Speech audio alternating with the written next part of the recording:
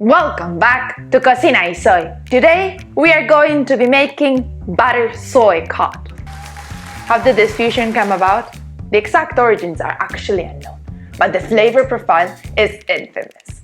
The glorious combination of soy sauce and butter has been used for years, especially in Japanese cooking.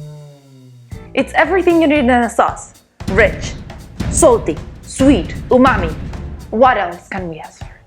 Also, cod is the perfect palette for this flavor because it provides a good texture and a volume to soak up all the goodness from the sauce. So, let's get to it. Cut a lemon wedge and set aside. Divide the fish in half. Salt and pepper on both sides. Lightly powder starch on both sides.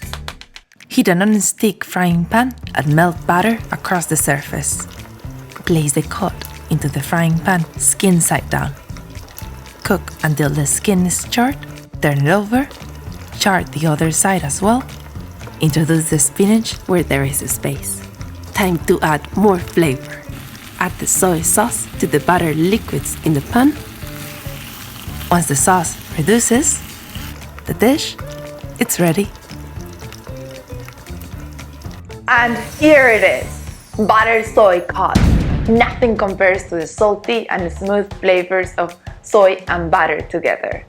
This easy, quick recipe makes me always want to keep cod around.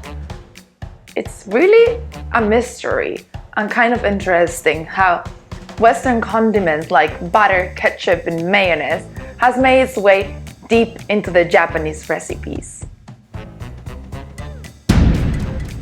And just works so well. Whatever it was, thank you. Don't forget to subscribe, give us a thumbs up, and comment below. See you soon.